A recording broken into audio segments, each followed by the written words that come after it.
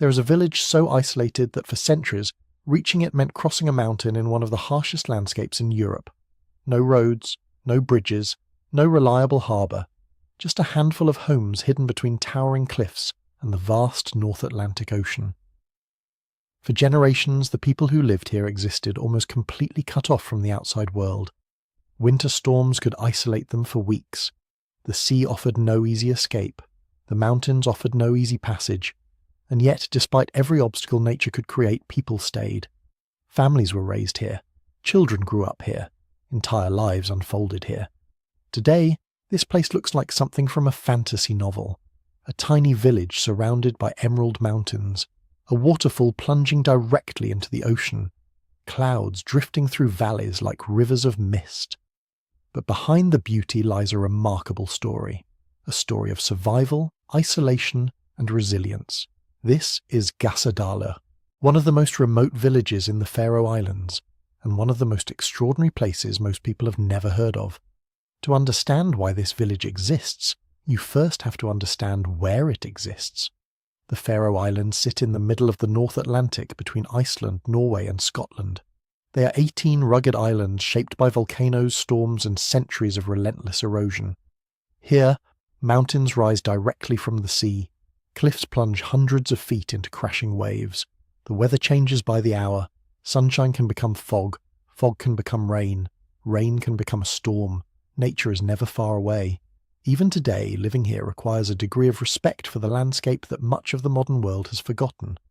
Among these islands, Gásadalur occupies one of the most isolated locations imaginable. The village sits on the western side of Vega Island. Behind it stands a wall of mountains.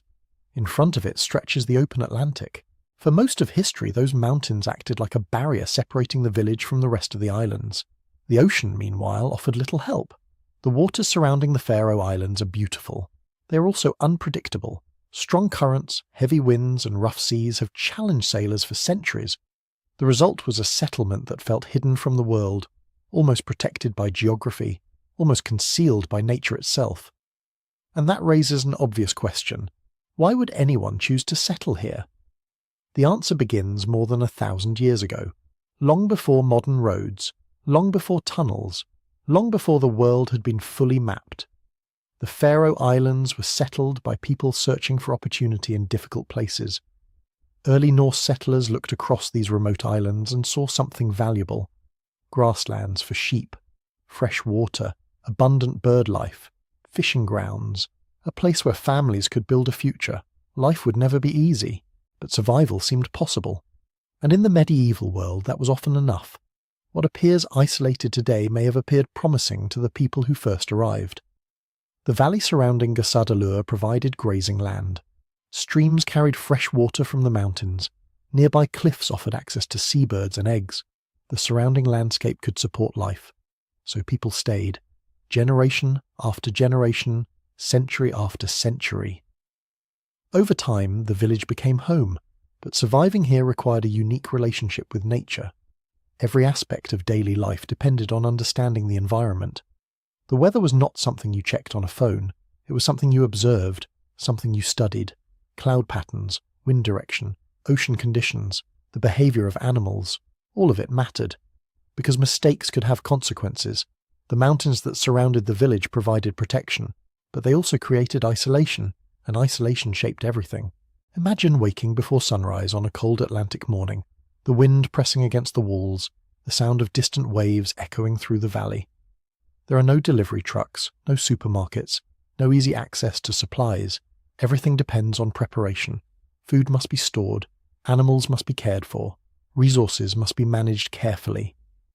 Life follows the rhythms of the landscape, not the rhythms of a clock. In many ways, Gásadalur existed according to its own timetable, one determined by seasons, storms, and survival. And nowhere was that reality more obvious than in the village's connection to the outside world. For centuries, there was no road leading here. The only practical route required crossing the mountains. Residents followed narrow footpaths over steep terrain carrying supplies, mail, tools, and necessities. Every journey demanded effort. Every trip consumed time, and every crossing carried risk.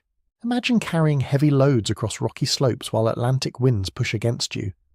Imagine making the journey in fog so thick you can barely see ahead. Imagine doing it in rain, or snow, or darkness. Now imagine doing it because there is simply no alternative. For generations this was normal.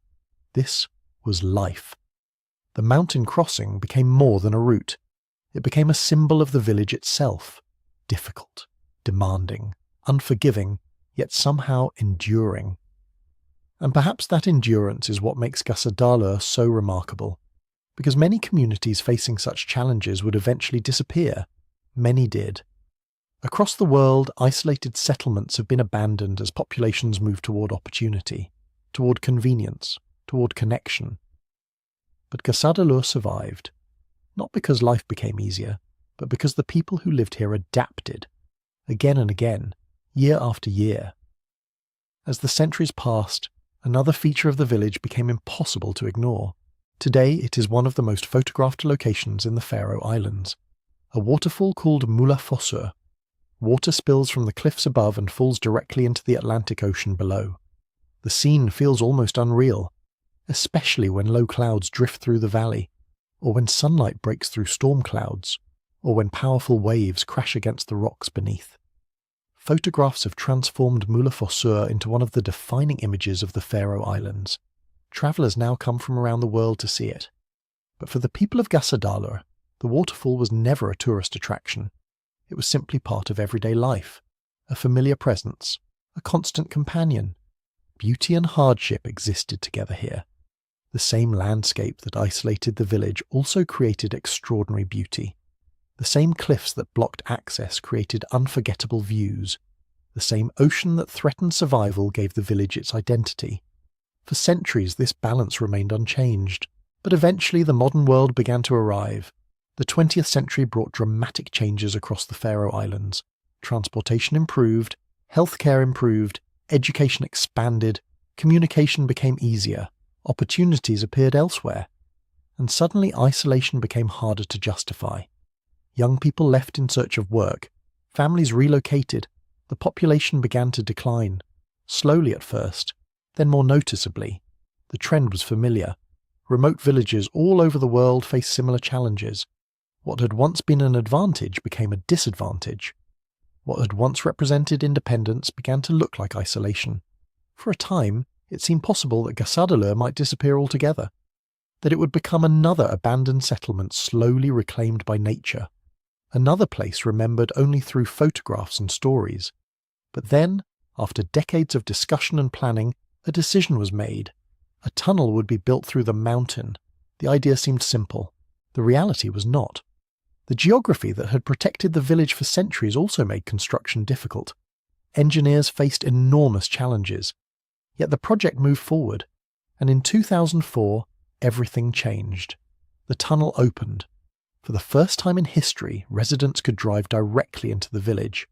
A journey that once required crossing dangerous mountain paths became a matter of minutes. The transformation was immediate. Access to services improved. Travel became easier. The village was no longer isolated in the way it had been for generations. Centuries of separation ended almost overnight. But something interesting happened. The tunnel connected Gásadalur to the modern world. Yet the village did not lose its identity. The mountains remained, the ocean remained, the landscape remained. Even today, standing here creates a feeling that is increasingly rare. A feeling of distance, not physical distance. Perspective. The sense that nature still occupies the centre of the story. Not people, not technology. Nature. The mountains dominate the horizon. The weather determines the mood. The Atlantic provides a constant reminder of how small human settlements can be. In a world where nearly every destination has been photographed, reviewed and mapped, places like Gásadalur still feel like discoveries. Not because they are unknown, but because they remind us of something we have almost forgotten.